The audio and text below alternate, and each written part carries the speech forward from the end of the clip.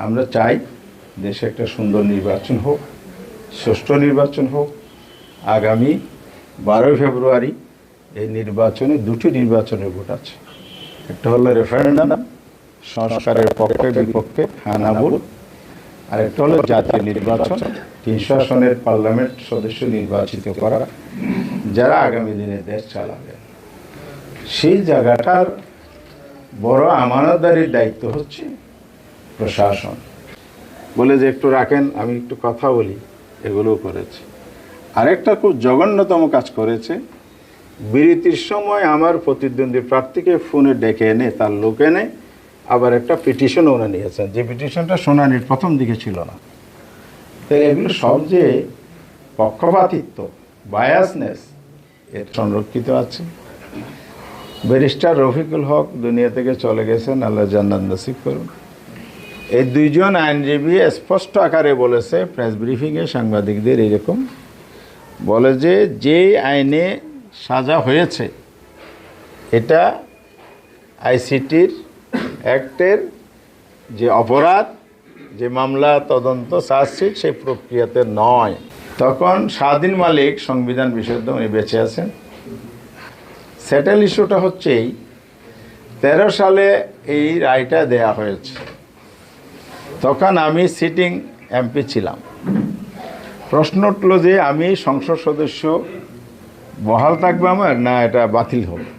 যেহেতু দেশের আইন অনুযায়ী সাজাপ্রাপ্ত হলে ট্রাইব্যুনালের এমপি পদ থাকার কথা নয়,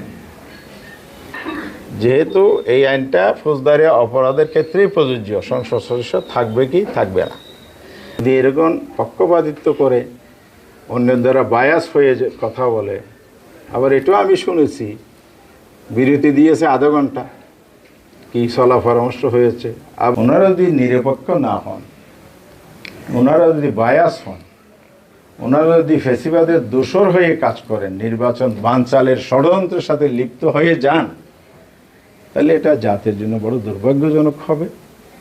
এবং আমরা মনে করি আমরা সরকারকে সবসময় সুষ্ঠু একটা নির্বাচন হোক, এটা আমরা চাই। এবং সেই নির্বাচনের মাধ্যমে দেশে গণতন্ত্র পুনরুদ্ধার হোক, এটাও আমরা চাই।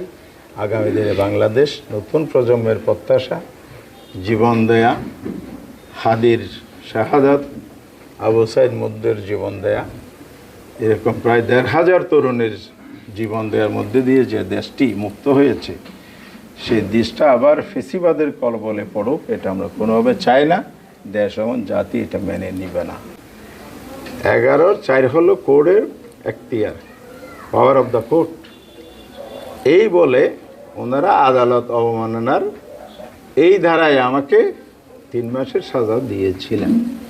কারণ সেই মামলাতে এটা না, এটা হলো একটা বক্তব্যের মধ্য দিয়ে ইন্টেনশনালি একটা মামলা করা হয়েছে রাজনৈতিক উদ্দেশ্যে। কোন সরকার? যারা মানুষ খুন করেছে, গুম করেছে এবং আদালতের দরজার উপর লাঠি মেরেছে, সেই সরকার চারের আশ্রয়স্থল ধ্বংস করে দিয়েছে। তথ্য আমার কাছে আছে, ফেসিবাদের আমলে তারা টিউনো ছিলেন কক্সবাজার কোনো উপজেলায়, এবং তারা পুলিশ কর্মকর্তা ছিলেন 4 বছর ধরে, এখনও আছেন।